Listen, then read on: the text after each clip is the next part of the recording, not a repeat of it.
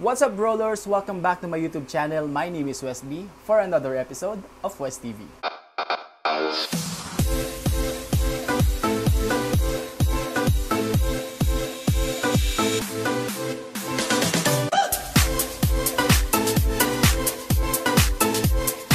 Summer na naman guys, and dahil nga summer, ang init-init na naman ng panahon. And sometimes nakakatamad talagang lumabas dahil sa sobrang init. But may mga times na kailangan talaga nating lumabas. So gusto natin, syempre, kapag lalabas tayo ng bahay, fresh tayo. Kasi di ba minsan, kapag summer, hindi may iwasan na nagpapawis tayo and sometimes umaasim yung ating amoy. Kaya minsan, syempre, nagpapabango tayo o tayong magpabango kasi nga, ayaw nating mag-amoy maasim. Pero napapansin nyo ba na kapag nag-i-spray tayo ng perfume, especially kapag mainit yung panahon, umiinit din lalo yung pakiramdam natin. So, instead na maging fresh yung pakiramdam natin, mas lalo pa tayong naiinitan. Isa lang yung ibig sabihin yan. Ang ibig sabihin, yung perfume na ginamit mo is mayroong mataas na oil concentration kagaya ng Eau de Toilette, Eau de Parfum at yung mga parfum versions ng pabango. So dahil nga matataas yung oil concentration nila, mas mainit na sila sa balat. So especially kapag summer season, kapag nag-spray tayo sa leeg natin ng mga ganong klaseng perfume, talagang magiging mainit yung pakiramdam natin. Kaya lagi kong sinasabi na kapag summer season, nare-recommend ko talaga yung mga cologne lang. Kasi nga mas mild yung scent nila, mas mild din siya sa skin dahil more on water din siya. And syempre, pwede itong for everyday use. Kaya sa video na to, tuturuan ko kayo ulit kung paano gumawa ng cologne. Well, kung napanood nyo na po yung dati kong video, yung kung paano gumawa ng cologne, medyo na iba lang ng konti yung gagawin natin ngayon dahil dito more on water talaga. Kung ready na kayo na matutong gumawa ng cologne, panoorin nyo ang video na to. So syempre, ito na yung ating mga kakailanganin. Kailangan natin ng perfume grade alcohol, Tonalid or fixative. Meron din tayong PEG 40 dahil nga more on water based siya. Meron tayong distilled water. And ito yung fragrance oil na gagamitin natin. Yan, pure fragrance oil and inspired siya ng Victoria's Secret Love Spell. Syempre, meron din tayong DPG as moisturizer. Gagamit din tayo ng glass beaker and itong mga PET bottles natin na may sprayer. Simulan na natin yung pagtimpla ng ating cologne.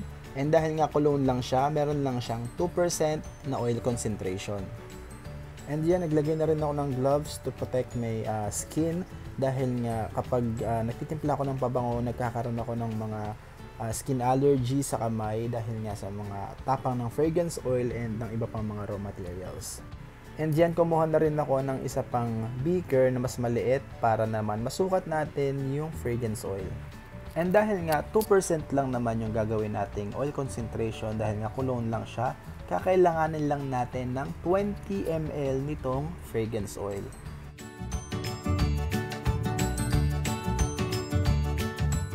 So there, 20 ml ng pure fragrance oil. Ayan, dinagdagan ko pa ng konti para sure. So ngayon naman, kakailanganin naman natin ng 2.5% ng dipropylene glycol. So kailangan natin ng 25 ml nitong DPG.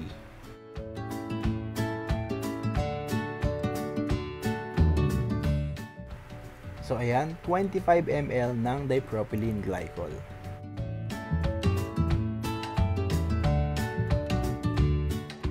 And ngayon naman mag-a-add na tayo ng Tonalid or fixative. So dahil nga 1 liter yung gagawin kong eau de cologne, mag-a-add tayo ng 1% ng Tonalid or equivalent to 10 ml.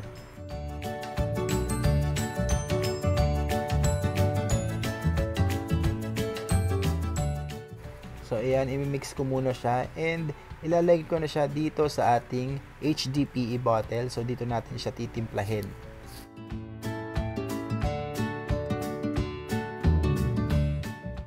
So ngayon naman mag-a-add na tayo ng 675 ml ng perfume grade alcohol.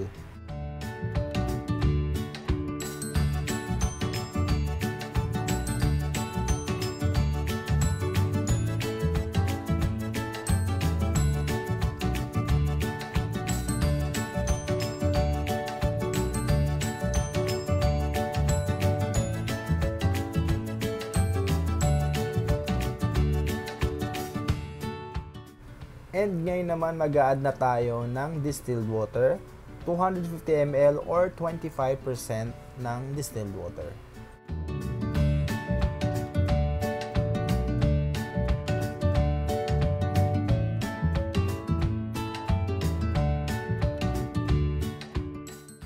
And kung yan napansin nyo na nag-cloudy na siya dahil nga dinagdagan natin siya ng 250 ml na water.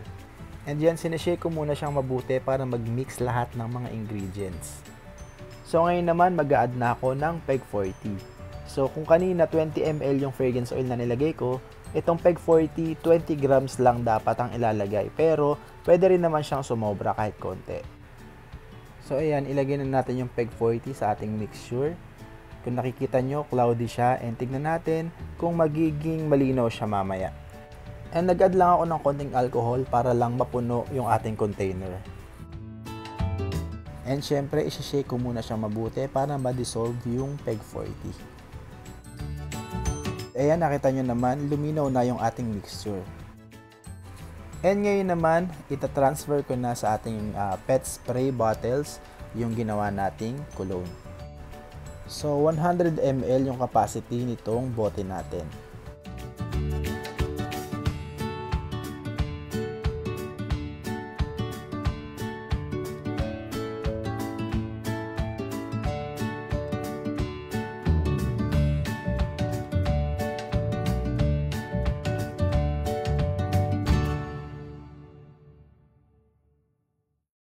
A few moments later. So nakagawa po tayo ng 10 bote.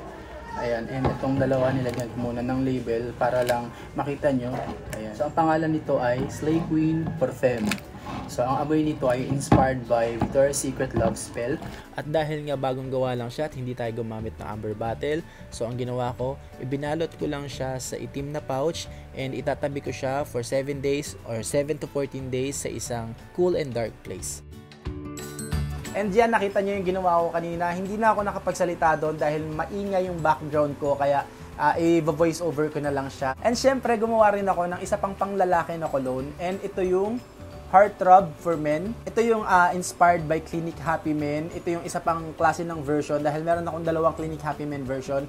And this one, mas kaamoy siya nung original na Clinique Happy. And ito, cologne version lang siya. So, light lang yung scent niya, kaya medyo wag tayong mag-expect na tatagal yung kanyang amoy dahil nga good lang siya for everyday use. But still, maamoy pa rin naman siya. And that's it guys, thank you so much for watching this video. Sana may natutunan naman kayo sa video na to. And kung nagustuhan nyo ang video na to, please click the like button, subscribe to my channel kung hindi pa po kayo nakasubscribe, and don't forget to hit that notification bell para maging updated kayo every time na nag-upload ako ng mga bagong video tutorials kagaya nito. And kung gusto nyong bilhin yung mga ginawa kong cologne, ayan, limited lang siya. Kasi nga ginawa ko lang naman yung mga colognes na to for the sake of this video tutorial. So ilalagay ko na lang sa description yung Shopee link namin para makabili kayo nitong mga ginawa kong eau de cologne. And kung gusto nyo rin bumili ng mga raw materials sa paggawa ng perfume, pet cologne, ng mga ganitong klaseng cologne, home diffusers, humidifiers, ayan, and yung mga car fresheners, ilalagay ko na lang din sa description yung mga link kung saan kayo pwedeng bumili ng mga raw materials. Again, thank you so much for watching this video. My name is Wesby, and I'll see you again next time only here on West TV. Bye-bye!